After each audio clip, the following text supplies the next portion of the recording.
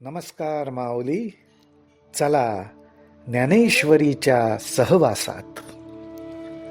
आपण ज्ञानेश्वरी अध्याय 2 मधल्या 226 ते 229 या 4 ओव्यांच्या सहवासात जात आहोत.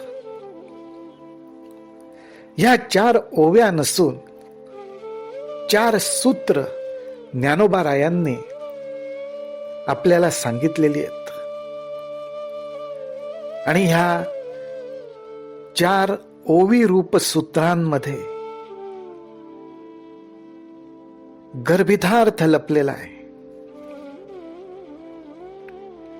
कर्म, धर्म, ज्ञान, ध्यान ह्या सर्वांना धरून जीवनामध्ये आपल्याला कुठल्या भूमिकेमध्ये, कुठल्या भूमिकेवर स्थिर राहायचंय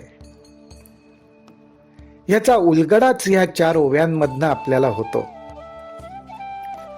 माऊली हो, आपल्या सर्वांना नम्र विनंती आहे की ह्या 4 ओव्यांच्या सहवासात जाऊन जरूर चिंतन मनन आपल्याकडून घडावं आणि ज्ञानोबा रायांच्या चरणी आपण ही प्रार्थना करू की आपल्या अंतःकरणामध्ये या 4 ओव्यांचा गुढार्थ, गर्भितार्थ, भावार्थ, शब्दार्थ संपूर्णपणे प्रगट होऊन कायमस्वरूपी तो तसाच राहू दे. त्याची अखंड आठवण आपल्याला राहू दे. जीवाकडून 2 गोष्टींचं भजन सातत्याने घडतं. सुख आणि दुःख ह्या 2 प्रमुख विचारांमध्ये किंवा भावनांमध्ये जीव गुंतलेला असतो. सुखाच्या शोधात आणि सुखाची ओढ तर असतेच, परंतु नको नको म्हणता सुद्धा दुःखाचे प्रसंगही वाट्याला येतातच. अशा वेळी दुःखातून निर्माण होणारा शोक, विषाद ह्याचं भजन घडतं. तर ज्या वेळी सुखाचे प्रसंग येतात तर त्यातून प्रगट होणारा संतोष आणि आनंद ह्याचं भजन घडतं. आणि ह्या 2 भजनांबरोबरच मनाची जी अवस्था होत असते, त्या अवस्थेमध्ये जर मनाला विचारलं की अरे मना, तुला तुझ्यामध्येच म्हणजे मनामध्येच काय धरून राहायला आवडेल, काय कायमचं राहिलेलं आवडेल, तर अर्थात ते मन सुद्धा म्हणेल सुख, लाभ. सुख आणि लाभ कायमस्वरूपी माझ्या मनामध्ये राहाव्यात. आणि म्हणूनच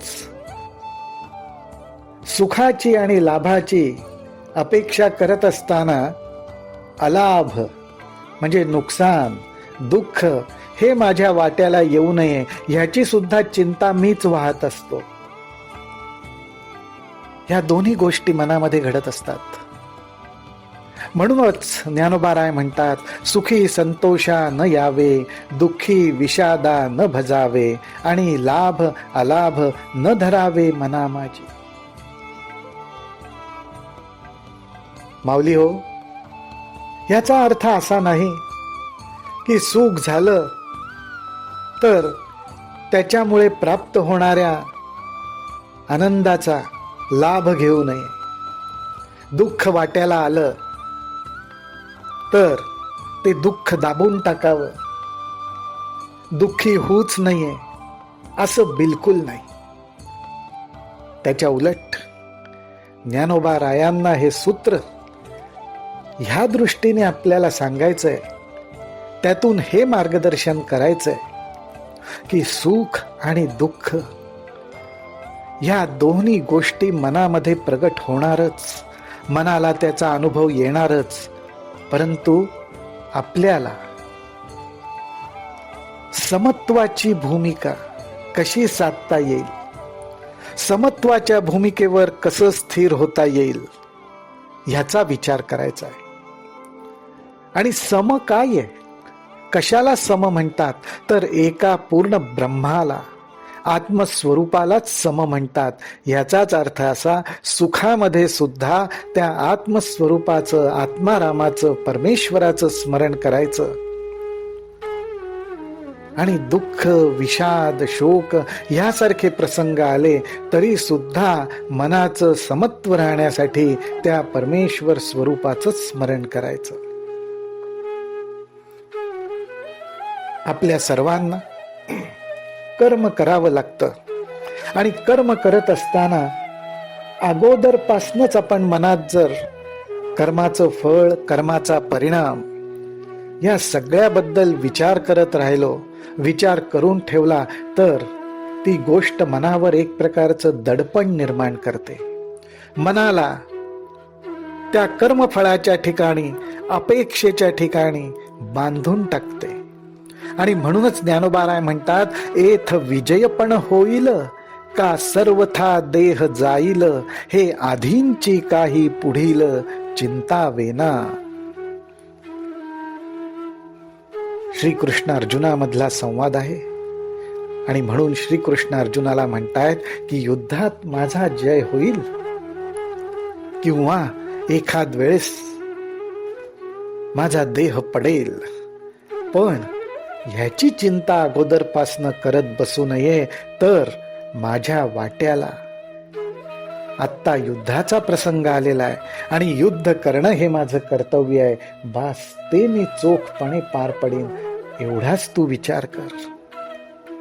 माऊली हो, ह्याचाच अर्थ असा, जेव्हा आपल्या वाट्याला एखादं कर्म येतं, त्या कर्मामध्ये मनाचं समत्व ठेवत, अर्थात परमेश्वराचं स्मरण करत, चैतन्याचं स्मरण करत, आपल्या आत्महिताचं काय आहे, योग्य काय आहे याचा विचार करून फक्त आपल्या कर्म करण्याच्या प्रवृत्तीकडे लक्ष ठेवावं आणि आपलं कर्तव्य पार पाडावं.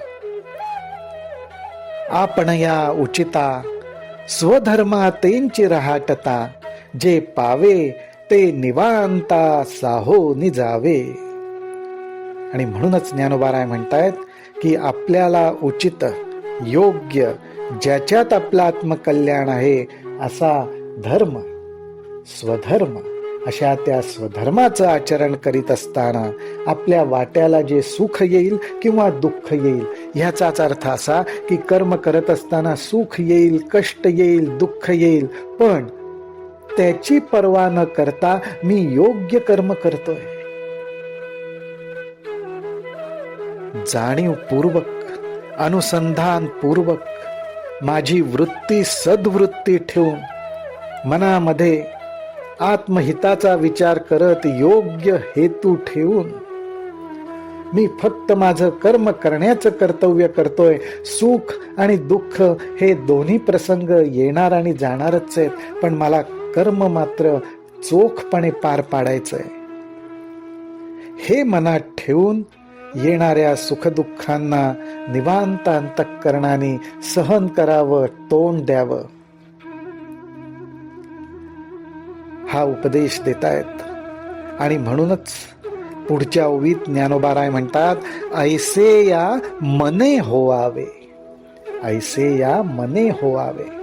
माऊली हो, आपल्याला आपल्या मनाची अवस्था अशी बनवायची, मनाला शिकवायचंय, बोध करायचंय. आणि अशा रीतीने आपल्या मनाची जर का अवस्था झाली तर ऐसे या मने होवावे, तरी दोषून घडे स्वभावे. मग कुठलाही दोष घडत नाही. म्हणून आता झुंजावे निभ्रांत तुवा. हे स्पष्टपणे सांगून श्रीकृष्ण अर्जुनाला म्हणतायत, तुझ्या भ्रमातनं तू बाहेर ये. मनामध्ये कुठलाही भ्रम न ठेवता तू आता युद्ध कर, निसंशय होऊन युद्ध कर. माऊली हो, याचाच अर्थ असा, कठीण प्रसंग, सुख, दुःख, अडथळे असे जर आले तर गोंधळून न जाता आपण योग्य ते आचरण करायचं आणि करत राहायचं. मनामध्ये आपला भाव फक्त परमेश्वराच्या चरणी ठेवायचा. मग आपण जे करतोय ते परमेश्वराच्या चरणी रुजू होऊन त्याचा अंत सुद्धा समाधानकारकच होणार. तो परमेश्वरावरच आपण सोपवून द्यायचा. ह्यातच आपल्या सर्वांचं आत्महित आहे. हाच जणू संदेश ज्ञानोबा ह्या 4 सूत्ररूपी ओव्यांमध्ये सांगतायत. रामकृष्ण हरी, रामकृष्ण हरी, रामकृष्ण हरी.